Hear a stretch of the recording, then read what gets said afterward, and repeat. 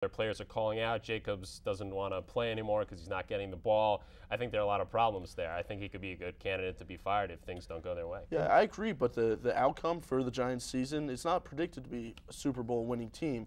I think if they're in the NFC East race by going on the season because the division's a little weaker this year, and if they do win 8-9 games, I think he'll be fine. I think that's what expected. Are they an eight-win team? I think the Cowboys are expected. We're expected to win 12 games coming in this season. Right. I think you're right, and that's a point I was going to make, that the division isn't that good this year. It's just really in flux because McNabb is trying to get used to Washington. There's no offense there right now, and Vic and Cobb, who's injured, who's not, who's starting, and the Cowboys aren't good. So as of right now, if the Giants don't get up to that plateau, then I think it's a problem. But no, they didn't have as big of expectations as the Cowboys. The thing is with these coaches, like I said before, building from the previous season where you've come up, if you're consistently getting better and better, and then all of a sudden this happens, and it's almost the same team minus Flozell Adams' penalty yards from last year with the Cowboys. Replaced with Alex Barron's penalty yards. And for it just to shift into such a terrible season so far, who do you hold accountable for that? You got to look in. I mean, he did just get an extension at the end of last season. It was an impressive season last season. Unwarranted extension. You heard it here. You never give extensions on your best season. You heard it here on Unstoppable. You don't do the Carl Hobbs move. Oh, no, not the Carl Hobbs move. I think it's really tough to not go with Wade Phillips here. There's a lot of pressure on the organization saying it's not going to happen. I still think, though, since the Cowboys are finding ways to beat themselves, that is evidence of coaching, at least coaching shortcomings, whether or not it's coaching failures. But and I think he will be held accountable for that. I think Jason Garrett really has to prove himself. He was once this wunderkind, and now he's really has to prove himself also. That segment will go to Andrew, and we are tied 1-1 heading into Fact or Fiction. Fact or Fiction is NBA themed this week, talking some basketball. Basketball season is in preseason, and we're headed towards another good season of NBA basketball. First, talking about the local team, the Washington Wizards. They've got a problem child, Gilbert Arenas. His most recent slip up. After that, Fact or Fiction, the Wizards should cut ties with him. I think it's time for the Wizards to let go of Gilbert Arenas. He's crazy, guys. He's crazy. He brings guns to the locker room. He's gambling with whatever. He's just crazy stuff there. The money he makes by not playing basketball because right, he's injured. He doesn't make enough because he's a good player in the. Why can't it just be enough that he's a good player in the NBA? Now this week it comes out in his first preseason game back after being suspended from the team. He fakes his own injury so that a teammate can play, which I could kind of see maybe being valiant, but maybe unselfish. Maybe, but in his position, it's ridiculous. I mean, he needs to be a leader on this team. It's lazy. It's not safe to tell his team that. Fact or Fiction? I think they should still keep him. What he's done you look at the past few years, he's really been the only one who led them, to the playoffs in the early 2000s. For the first 10 games every season. Yeah, for the first 10 games. So he's a real leader those first 10 games. Listen to the fans, though. When he came on the court, they applauded him. They were excited to have him back because this team really doesn't have much. Think about it. They have John Wall. They have the future here, but they give him a great applause, all 11 fans who are at the game. And and he's still a compliment to this team. He only played 3 minutes the other night. He had 3 steals and a few points. But they need him still. And I don't think they should cut ties right away with what he's done. He is a problem child. He needs some counseling.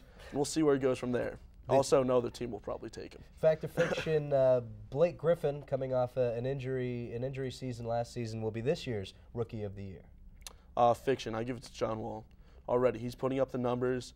And like I said, with Gilbert Arenas being, one of the only cornerstones of this team, John Wall is now one of the only people on this team who is going to really contribute. Look at Griffin. He has, Kaman Davis around him, even though they're not that great of a team. But I think stat-wise, eventually, John Wall will lead. He's going to get more steals. Just playing the point, he's going to get more assists, and he's going to look like a better player. And he is going to be a better player than Griffin all around in terms of how useful he is to his team. and that's what's going to live. Okay. Well, I think Wall will be a great player, but Blake Griffin he's had a year now. He's recently been recuperating from the injury. I think he's really hungry to play. I really thought he was going to be good last year, and Baron Davis is aging. He can't do all the things that he used to do. He's making movies now. Chris Kaman, he's a nice piece there, but I think Blake Griffin is really going to have to step up. I think he can play a huge role for them and be one of the best NBA rookies. Are you worried about a Greg Oden type problem? I don't have any reason to believe that that's going to happen. Just the fact that he wasn't there the entire team last year. He wasn't repeatedly injured. So. Okay. I mean, Oden's been. So you don't think it'll be a chronic problem that'll keep him from having a good season this season? I don't see that happening. Okay. And last fact or fiction, the NBA should reduce the number of playoff teams.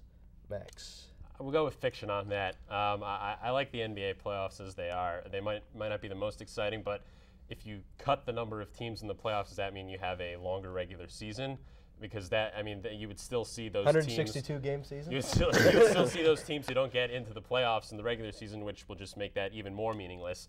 I know that at least for the past recent era in the NBA, only the top couple teams we know have a chance to make it to the finals and win it.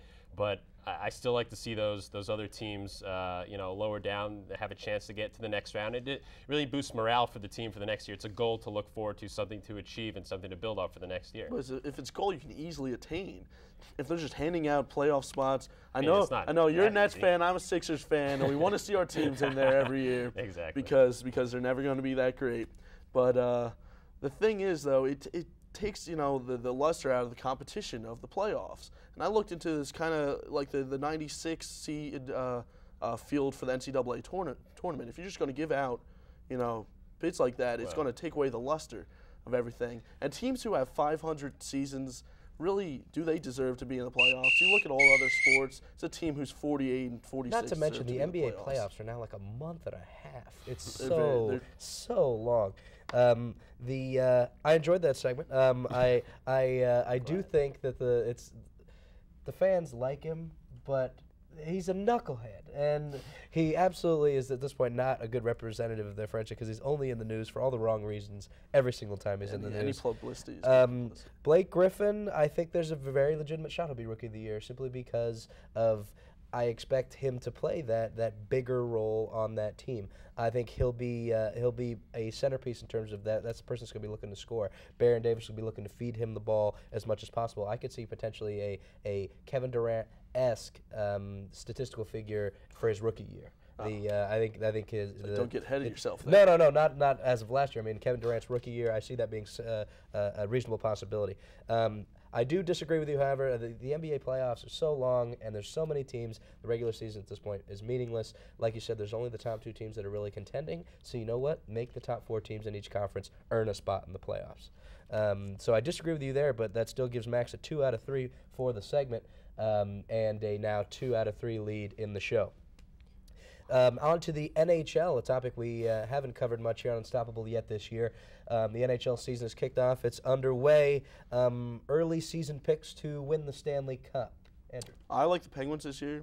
Coming off a little off year after going to 2 Stanley Cup finals last year. However, with Malkin, Sidney Crosby, Fleury as their goalie through the playoffs, they're going to win a lot of games. They're going to put themselves in a good position in the playoffs. I think they can definitely do it this year. They lost a few people, defense, Gonchar, but they also regrouped some other younger guys, got a little bit younger.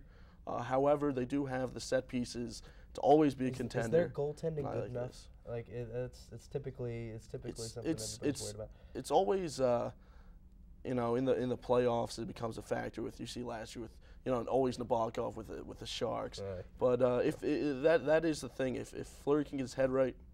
And become a shutdown goalie in the playoffs again, like he has done it before, and they have experience. So that's why I think they have a good chance. I think I'm going to go with the home team here. The Capitals, they have, sorry, Sid the Kid, they have the best player in the league. You heard it here, folks. You heard it here. Alexander Ovechkin, and I think obviously one man is not enough to cover the team, but exactly. Just from the feeling I get from how the DC fans are really taking to the Capitals, and especially in light of the fact that the Nationals haven't been playing that well. It seems like they're primed to have a great season, and I know they've been in the playoff hunt the past couple seasons. I mean, they won the President's Cup, and then they disappointed in the playoffs last year. Isn't that something to look at? I mean, it's something to build off. Ovechkin's still pretty young. They have a chance to come back and get more experience. I know they have a new goalie, but